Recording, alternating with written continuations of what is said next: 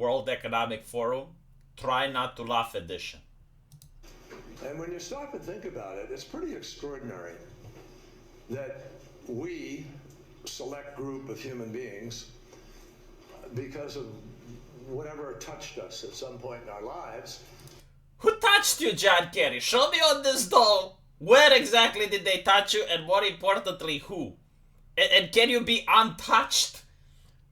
Are able to sit in a room and come together and actually talk about saving the planet. I mean, it's so almost extra. Can you imagine if you have this mentality that you are one of the select few people that have been touched and you are saving the planet? I mean, you can justify pretty much everything. And any person that goes against you is an evil being. I mean, they are trying to prevent you from saving the planet. Terrestrial to think about, quote, saving the planet. If you said that to most people, they think you're just a crazy tree-hugging, lefty, liberal, do-gooder, whatever. You know, that would be a good thing. No, I think you're the type of person that's coming for my purse. I think you're the type of person that's coming for my business. I think you want to censor the internet. I think you want to increase taxes. Yes, if I were to think that you're a tree-hugging hippie, that would be fine, because like the hippies are hugging trees away from me. But the people at the World Economic Forum, you covet my wealth, right? You're far wealthier than I. I will never, in my entire life, be able to pollute half as much as any of the speakers at the World Economic Forum. I don't have a private jet.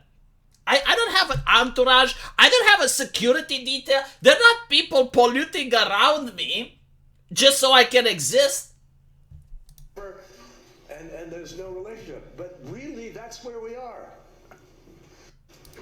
So, I would like to remind people that in August 2009, in a Huffington Post op-ed, that gentleman predicted that by 2013, the Arctic will be ice-free, according to scientists.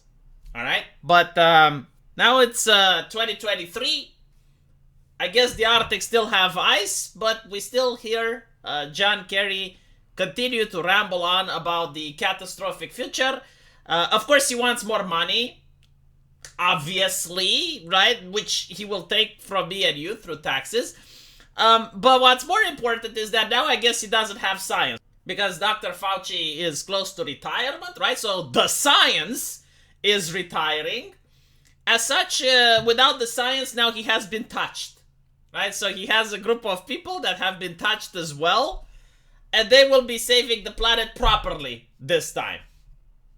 Now, you have to understand there are many types of crises. We don't just have the climate crisis. We have the justice crisis, as we saw in the previous video. And we have the spiritual crisis, and we have this expert, right, a lady with a top hat, that's going to tell us about the spiritual crisis. They know that this crisis is much more than physical and environmental schisms.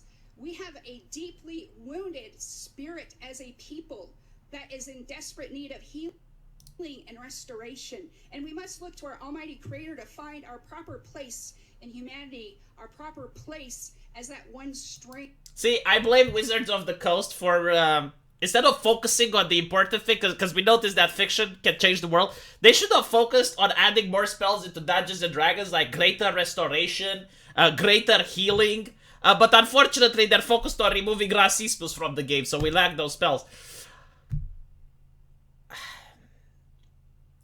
What on earth is she talking about, though? We, as a people, like, lady, there is a wall of difference between you and I. You're rich. I'm poor. What does the science have to say about spiritualism and we as a people? I think that's inclusive talk for religion, right? Because you can't say Jesus. Oh my God. You're not being inclusive. So you have to talk about spirituality.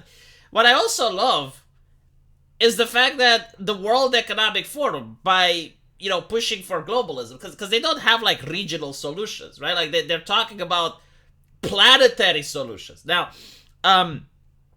you're basically ignoring nations, different cultures, religions. I mean, this is literally the criticism for globalism, because you're trying to make sure that people aren't connected to nationalism, to a set of values that are specific to that nation, because you can't have globalism like that. So you have to get them to have different views, right? Like a nation isn't something that's like a community, like a particular culture. No, a nation is just a territory where economic transactions happen. And you need to pump that wealth. Pump it. Sell your crickets to them. Man, everything at Davos is like a freaking horror show. I haven't seen, as I mentioned in the previous video, I haven't seen a single post from them that gets likes. That people are like, you know what, yeah, no, that sounds reasonable. Even leftists are freaked out. Who asks for this shit? Well, I guess the people who are touched. Like, if you're not touched, you just do not understand how to save the planet. So, apparently, 1 billion people have to stop eating meat. Well, you know, can we start with those that go to Davos? All of them. You know, and once we get to that number, then we can talk about others. You first, basically. Although, looking at his skin pigmentation, maybe he does eat only a vegetable diet. Huh?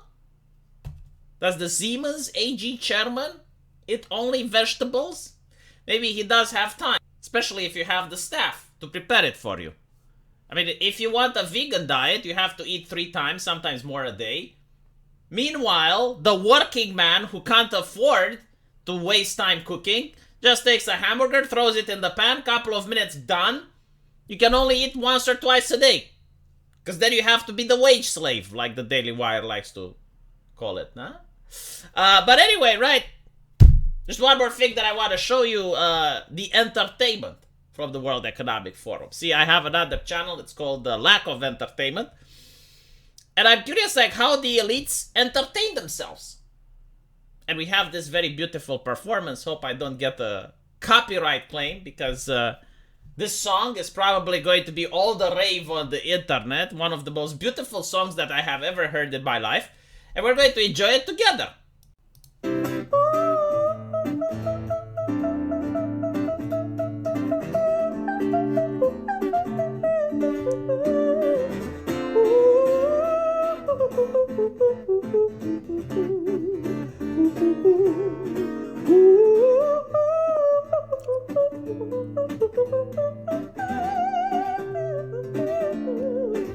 Like a flower. I have reached catharsis, chat. Finally, my soul have achieved its final destination, that of nirvana. You know what that sounds like to me? How American corporations court each other. That's the mating call of the American corporation. At its peak wokeness during July. Very beautiful. It's also how the corporations and the government sings to each other. It's the little bit of flirting that happens at the World Economic Forum. I want that as elevator music. Don't you think it would be great? Like you go all the way up to the top and you have the Can I use it as an intro song?